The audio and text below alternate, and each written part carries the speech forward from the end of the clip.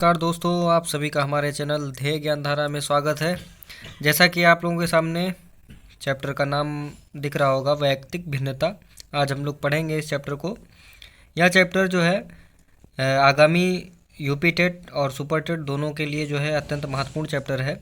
इससे प्रत्येक वर्ष जो है क्वेश्चन पूछे जाते हैं, यूपी टेट में भी, और पिछला जो 2019 का सुपर टेट हुआ था उसमें भी पूछे गए थे। उसके सिलेबस में भी यह चैप्टर है।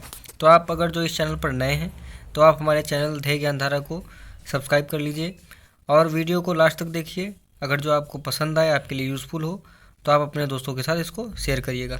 चलिए बिना टाइम गवाए स्टार्ट करते हैं आज का चैप्टर, वैयक्तिक भिन्नता, इंडिविजुअल डिफरेंसेस। पहला प्रश्न आप लोगों के सामने है, वैयक्तिक भिन्नता का क्या अर्थ है। 4 ऑप्शन दिए गए हैं। पहला ऑप्शन है दो व्यक्तियों में शारीरिक भिन्नता होना। बी ऑप्शन है कोई दो व्यक्ति शारीरिक, मानसिक योग्यता और संवेगात्मक दशा में समान और एक जैसे नहीं होते हैं।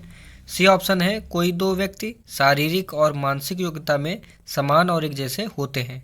डी ऑप्शन है इनमें से कोई नहीं।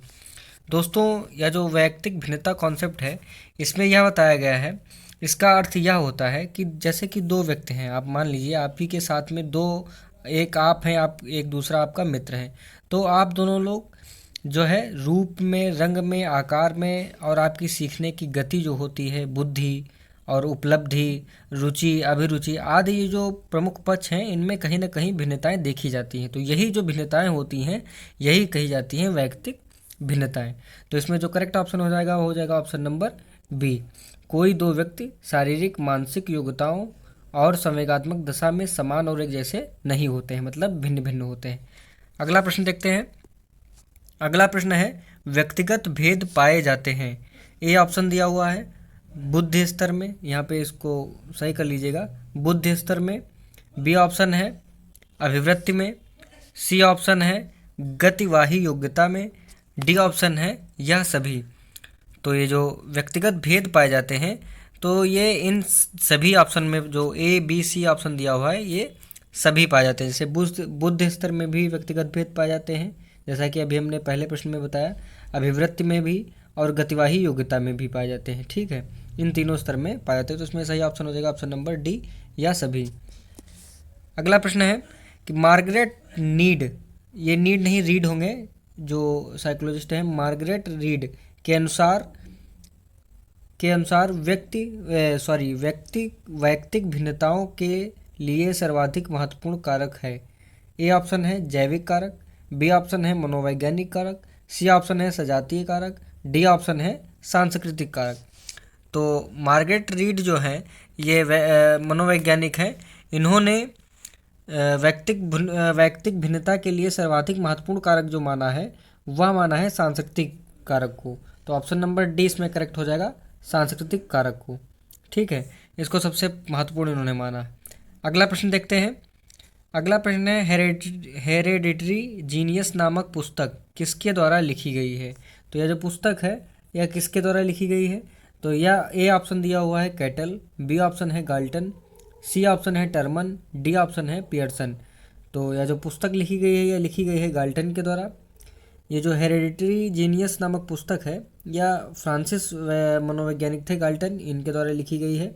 और इसका जो पहला प्रकाशन हुआ था वह हुआ था 1869 में, 1869 में इसका पहला प्रकाशन हुआ था। और यह जो है व्यक्तिक भिन्नताओं के दृष्टिकोण से सबसे अच्छी पुस्तक मानी जाती है।